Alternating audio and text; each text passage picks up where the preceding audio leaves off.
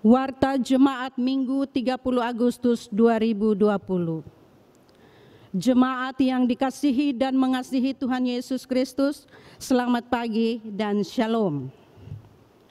Karena pembatasan sosial akibat virus COVID-19, secara khusus dalam Jemaat GKI Kanaan Perumnas 4, maka ibadah Minggu pagi ini masih dilangsungkan dalam keluarga. Meski ibadah hanya dalam rumah setiap keluarga dan bukan di dalam gedung gereja, tetapi jangan mengurangi suasana terutama makna peribadahan.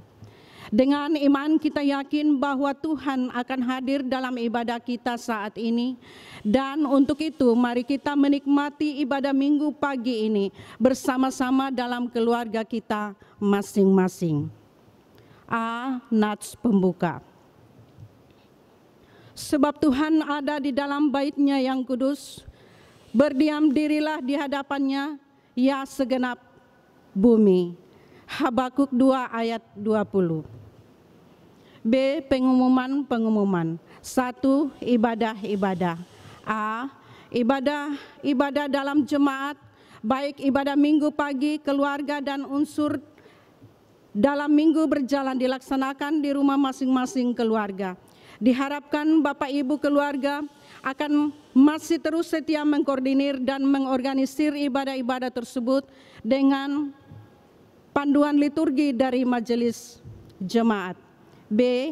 Ibadah Minggu pagi ini akan dilaksanakan tepat jam 09.00 WIB pagi di tiap-tiap keluarga dan akan diingatkan dengan bunyi lonceng dari gereja sebanyak 3 kali sebagaimana biasanya pada ibadah Minggu pagi, yaitu pada jam 07.00, 08.00 dan 09.00.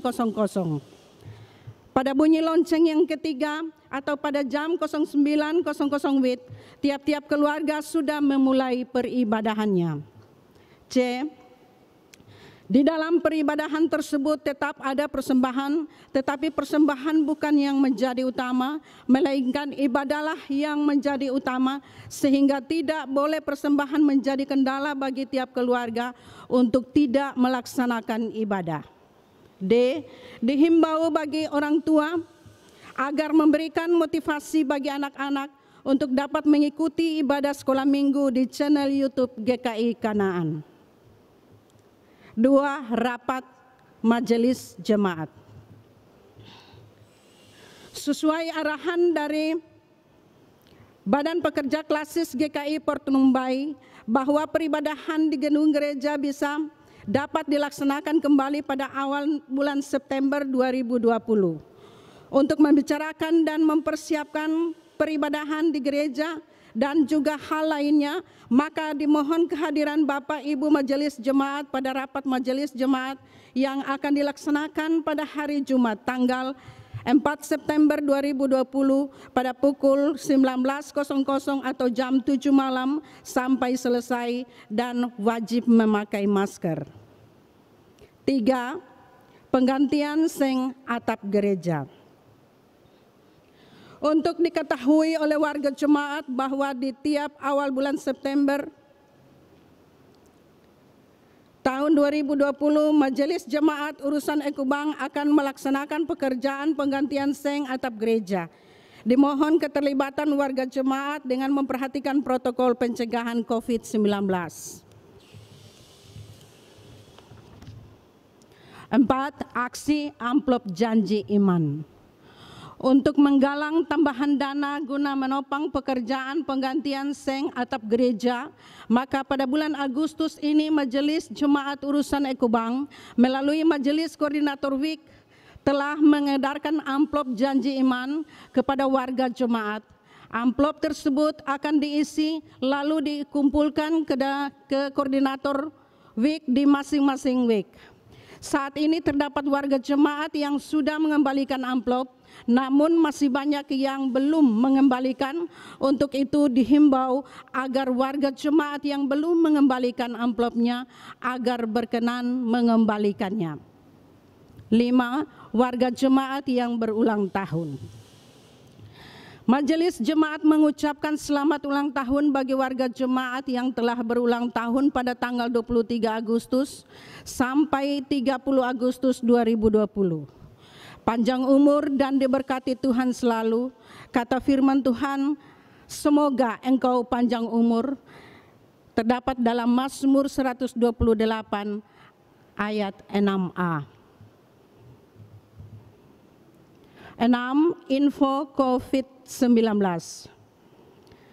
Tim COVID GKI Kanaan Perumnas 4 di bawah koordinasi Majelis Urusan KPKC atau yang kita sebut dengan Keadilan, Perdamaian, dan Keutuhan Ciptaan, dibantu anggota muda GKI Kanaan akan kembali melaksanakan penyemprotan disinfektan ke setiap rumah warga Perumnas 4, Perumahan Kehutanan, dan Perumahan Bumi Asih Husada pada tiap hari Sabtu. Ini merupakan program rutin yang akan dilaksanakan setiap minggu. Penyemprotan awal direncanakan pada hari Sabtu 29 Agustus 2020, namun karena faktor cuaca sehingga ditunda kembali ke hari Sabtu 5 September 2020. Mohon partisipasi dan kerjasama kita semua. D. Himbauan. Dengan adanya kebijakan pemerintah untuk menerapkan atau melaksanakan new normal, maka saat ini kita telah memasuki fase dan pola hidup yang baru, di mana kita dalam menjalani kehidupan wajib memperhatikan, menjalankan prosedur standar yang ditetapkan oleh pemerintah dengan disiplin. Dengan mengingat 3 standar, yaitu pakai masker, jaga jarak, dan cuci tangan, dan hindari kerumunan. Ucapan terima kasih. Demikian warta jemaat GKI Kanaan pada ibadah minggu pagi ini. Atas nama majelis dan jemaat, kami mengucapkan terima kasih dan selamat beribadah. Shalom. Shalom, selamat pagi untuk kita semua. Di minggu pagi ini, di akhir dari bulan Agustus ini, firman Tuhan yang akan kita bacakan terdapat di dalam Matius pasal 8 ayat 5 hingga ayatnya yang ke-13. Tetapi sebelumnya mari kita berdoa meminta terang Roh Kudus. Kita berdoa. Tuhan kami yang Maha Kuasa, Tuhan telah memberi firman-Mu menjadi lampu bagi kaki dan terang di jalan kami. Berilah oleh Roh Kudus telinga kami mendengar, dan kami rindu betul akan firman-Mu. Berilah kami bertumbuh-tumbuh dalam kasih-Mu dengan kenal betul kepada Tuhan dan Juru Selamat kami, Yesus Kristus. Amin. Sekali lagi, pembacaan di ibadah minggu kita di pagi hari ini terdapat di dalam Matius pasal 8 ayat 5 hingga ayatnya yang ke-13.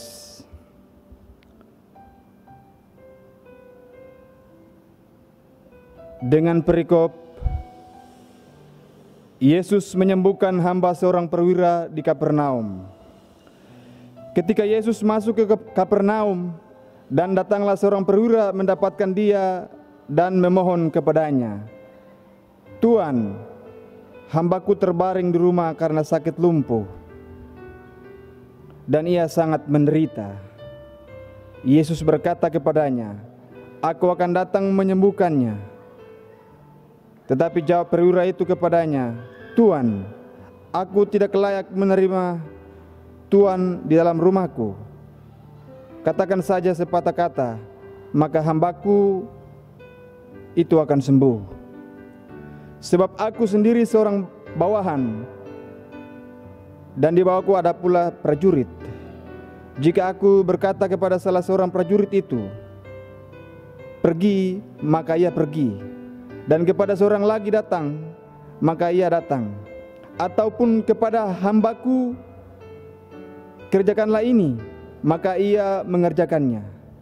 Setelah Yesus mendengar hal itu, heranlah ia dan berkata kepada mereka yang mengikutinya. Aku berkata kepadamu, sesungguhnya imam besar ini tidak pernah aku jumpai pada seorang pun di antara orang Israel.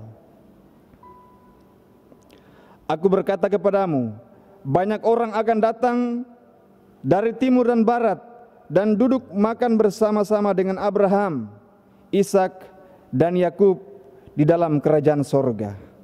Sedangkan anak-anak kerajaan itu akan dicampakkan ke dalam kegelapan yang paling gelap. Di sanalah akan terdapat ratap dan kertak gigi. Lalu Yesus berkata kepada perwira itu, pulanglah dan jadilah kepadamu seperti yang engkau percaya. Maka pada saat itu juga sembuhlah hambanya.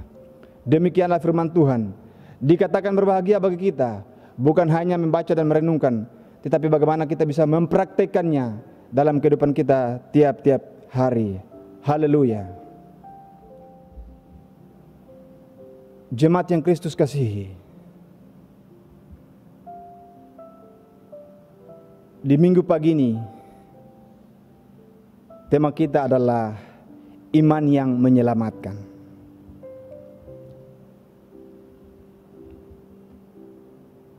Matius adalah seorang Kristen yang hidup pada abad pertama Masehi dan termasuk dalam ke-12 murid Yesus yang dicatat dalam Perjanjian Baru di Alkitab Kristen. Ayahnya bernama Alfeus dan ia pernah bekerja sebagai seorang pengumpul pajak di Kapernaum. Matius dibicarakan dalam tulisan Kristen awal, terutama 3 Injil Sinoptik. Dia dipercayai sebagai penyusun atau sumber utama dari Injil Matius, salah satu dari 4 kitab Injil dalam Alkitab. Injil Matius menunjukkan bahwa kabar baik yang diberitakan Yesus didasarkan pada hukum dan ajaran Perjanjian Lama. Di Gunung Sinailah Allah memberi hukum itu kepada Musa untuk mengatur umat Israel. Demikian juga dalam khotbah di buku versi Matius. Yesus naik ke tempat yang tertinggi, yaitu ke atas bukit, dan mengajarkan hidup yang sesuai dengan kehendak Allah. Maksud dari penulisannya adalah ia menulis Injil bagi orang-orang yang mengenal Perjanjian Lama. Ia sering memperlihatkan bagaimana teks-teks Perjanjian Lama melihat jauh ke depan dan menunjuk pada diri Yesus sebagai Mesias yang diutus Allah. Isi dari Injil Matius berbicara tentang hidup dan ajaran-ajaran Yesus. Injil ini juga berbicara tentang apa artinya menjadi anggota umat Allah dan memberikan nasihat-nasihat tentang hidup yang sesuai dengan kehendak Allah. Itu sejarah singkat dari Injil Matius. Kita kembali melihat kepada Matius pasal 8 ayat 5 hingga ayat yang ke-13. Di sini mau dikatakan bahwa pelayanan Yesus dan mujizat-mujizat yang dilakukannya telah membuat banyak orang menaruh harapan kepadanya. Yesus bukan hanya menjadi sosok yang dikagumi dan harapan dari kaum lemah, tetapi ia juga menjadi tandingan dan tantangan tersendiri bagi kaum Farisi dan ahli-ahli Taurat. Perwira Roma ini adalah seorang asing, namun hal yang luar biasa tentang dirinya adalah ia sangat peduli dengan hambanya. Dalam masyarakat Romawi, budak bukanlah orang yang istimewa. Status mereka disamakan dengan barang yang hak pakainya ditentukan oleh tuan atau pemiliknya. Sebagai budak, maka hak-hak atas dirinya ditentukan oleh tuannya. Sangat jarang ada orang yang sangat peduli pada budak. Orang memelihara budak seperti memelihara barang saja, bukan sebagai manusia. Akan tetapi dalam teks Matius pasal 8 ayat 5 hingga ayatnya yang ke-13, kita melihat bahwa perwira ini sangat menyayangi budaknya. Di sini kita sudah melihat ada sesuatu di dalam kepribadiannya. Dia adalah orang yang sangat pengasih. Ia tidak sama seperti para Farisi dan ahli Taurat yang belajar tentang hukum kasih, tetapi tidak melakukan dalam keseharian hidup dan relasi mereka dengan sesama. Jemaat yang Tuhan Yesus Kristus kasihi, di dalam ayat 5 di situ dikatakan bahwa ayat ini mengatakan bahwa memperlihatkan tindakan seorang perwira Roma yang karena kasihnya kepada budaknya yang sedang sakit datang bertemu dengan Yesus. Di sini Matius menjelaskan bahwa perwira itu memohon kepada Yesus untuk dapat melakukan sesuatu bagi keselamatan budaknya yang tidak berdaya karena kesakitan yang dialaminya. Frasa memohon dalam ayat 5 menunjukkan kesediaan merendahkan diri dari perwira itu kepada Yesus untuk segera memulihkan budaknya. Perwira itu bersedia meletakkan statusnya di hadapan Yesus demi keselamatan budaknya. Ayat 6 memperlihatkan keberanian perwira yang tanpa ragu menyatakan sakit hambanya kepada Yesus. Kata Tuhan yang dikenakan kepada Yesus menunjukkan kepadanya untuk segera bertindak bagi kesembuhan hambanya. Ayat yang ke-7 merupakan tanggapan Yesus kepada perwira itu. Frasa "aku akan datang menyembuhkannya" hendak memperlihatkan kepada kita bahwa Yesus sungguh mengetahui hati dan kasih perwira itu kepada hambanya.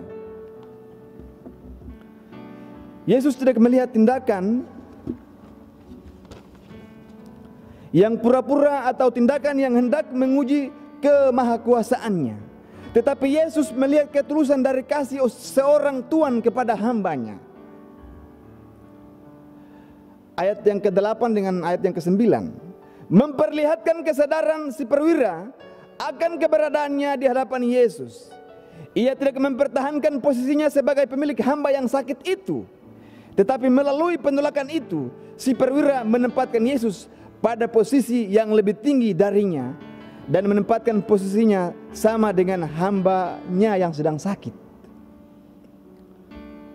Dan ayat yang ke-10, Yesus menyatakan kepada orang-orang yang ada di sekitarnya yang sedang menyaksikan peristiwa itu, bagaimana iman dari perwira yang sungguh-sungguh yakin akan kemahakuasaannya, meskipun ia belum pernah menyaksikan mujizat yang dilakukan Yesus sebagaimana yang diceritakan orang banyak.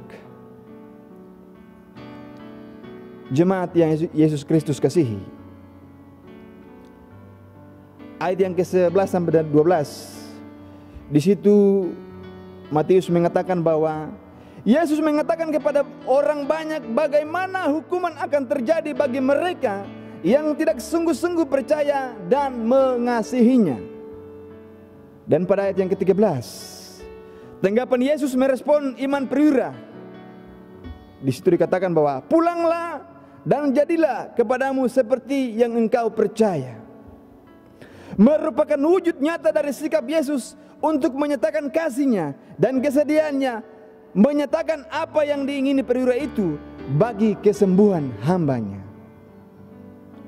Respon Yesus juga hendak memperlihatkan bagi orang-orang sekitarnya dan pembaca bahwa iman bukan sekedar percaya, tetapi bersedia melakukan apa yang diperintahkannya.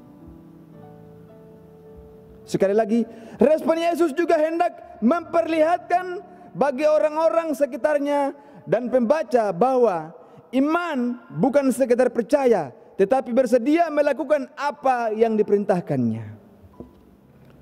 Jemaat yang Yesus Kristus kasihi, iman yang dimiliki perwira ini sangatlah berbeda. Dipercaya bahwa Yesus adalah Raja di sini dan sekarang juga, hari ini juga. Dia tidak sekedar percaya bahwa suatu hari nanti Yesus akan menjadi Raja segala. Raja perwira itu percaya bahwa Yesus adalah Raja. Sekali lagi, iman yang dimiliki oleh perwira ini sangatlah berbeda. Dia percaya bahwa Yesus adalah Raja di sini dan sekarang juga, hari ini juga. Dia tidak sekedar percaya bahwa suatu hari nanti Yesus akan menjadi Raja, segala Raja. Perwira itu percaya bahwa Yesus adalah Raja dan penguasa pada hari ini. Yesus dapat melakukan segala sesuatu sekarang juga. Dia dapat menyelamatkan Anda, saya, dan kita semua secara jasmani dan rohani pada hari ini juga. Inilah bentuk iman yang lahir dari percaya yang sungguh pada kemahakuasaan Yesus, yang bukan saja terkenal karena mujizat-mujizat yang dilakukan, tetapi karena Ia memiliki kuasa atas hidup manusia. Melalui perwira ini juga kita belajar apa arti dari iman itu. Iman bukan sekedar percaya, tetapi iman berarti bersedia meletakkan segala kepentingan yang ada pada diri kita dan bersedia mempertaruhkan segala yang kita inginkan pada kuasa Allah dan membiarkan Ia untuk bertindak menurut kehendak dan kuasanya. Itulah iman yang menyelamatkan. Amin.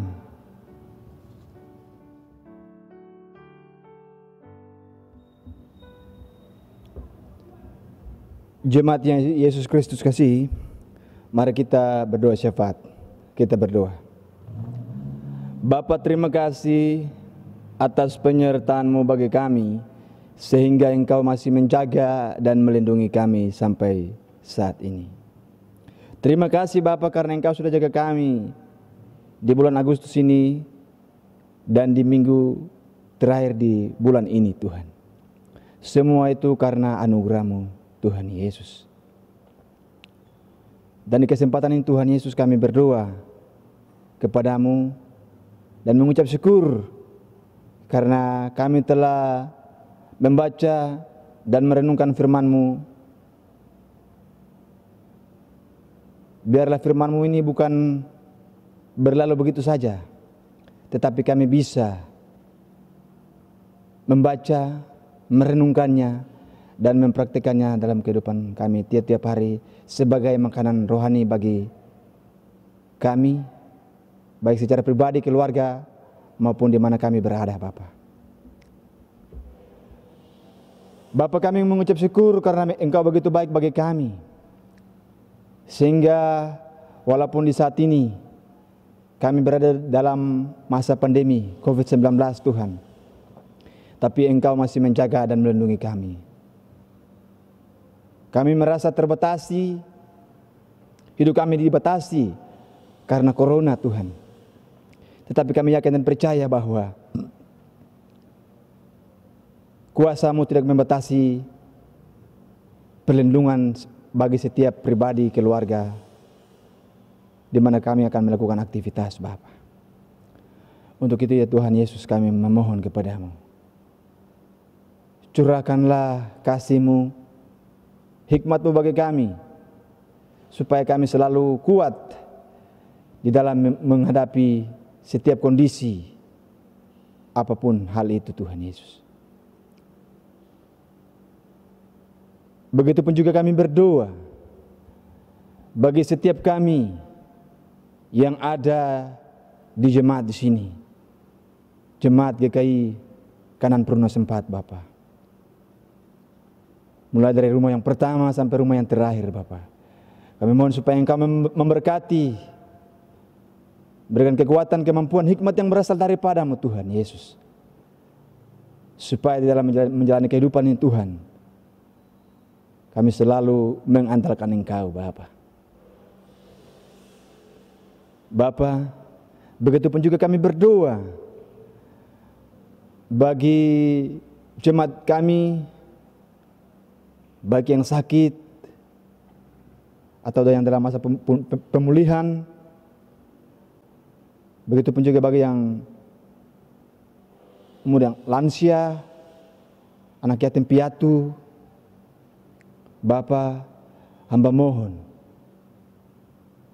supaya Engkau datang menjaga, menghibur, memberi kekuatan, memberikan penyembuhan bagi setiap saudara-saudari kami ini Tuhan. Begitupun juga kami berdoa bagi kota kami, kota Jayapura, mulai dari gubernur dan jajarannya sampai ke bupati, distrik, dan kepala-kepala kampung, dimanapun saja mereka berada Tuhan. Engkau memberkati mereka. Begitupun juga Engkau memberkati setiap orang yang bekerja sesuai dengan apa yang Engkau sudah berikan bagi mereka. Baik mama-mama atau bapak-bapak yang menjual pinang, tukang ojek, pegawai negeri, tentara, polisi, ataupun di mana saja Engkau percayakan mereka Tuhan. Engkau memberkati mereka Bapa. Karena kami menyadari sungguh bahwa tanpa Engkau Tuhan, kami tidak bisa berbuat apa-apa. Untuk itu ya Tuhan kami bermohon kepadamu. Bapa, terima kasih karena di dalam ibadah di minggu pagi ini Tuhan, Engkau selalu menjaga dan melindungi. Kami tidak bisa membalasnya Tuhan Yesus. Tetapi ajarlah kami untuk selalu mengucap syukur dan berterima kasih kepada Engkau apapun yang terjadi dalam kehidupan kami. Kami yakin dan percaya bahwa semuanya ada dalam kendali Engkau saja Bapa. Bapa, kami serahkan seutuhnya ke dalam tangan Engkau, dan biarlah semuanya ini hanya terjadi sesuai dengan kehendak-Mu, bukan kehendak kami. Hanya dalam nama Tuhan kami Yesus Kristus kami berdoa. Amin.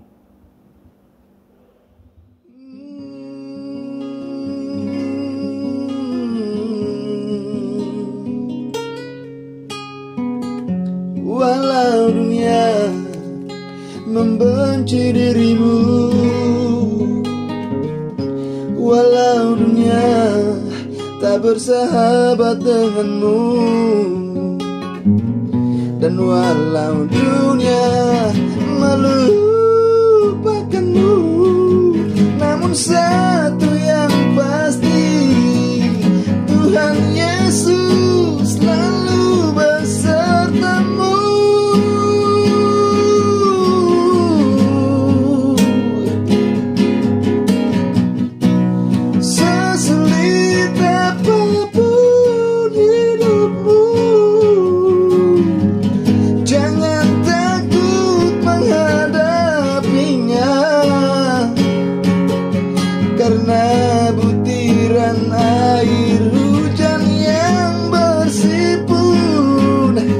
Berasal dari awan hitam yang gelap, apalagi Engkau sangat berharga di matanya.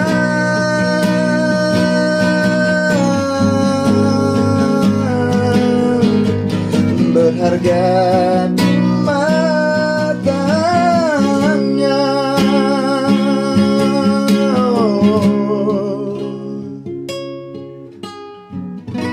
Sesulit apapun hidupmu, jangan takut menghadapinya, karena butiran air hujan yang bersih pun berasal dari awan hitam yang gelap, apalagi Engkau sangat berharga di matanya.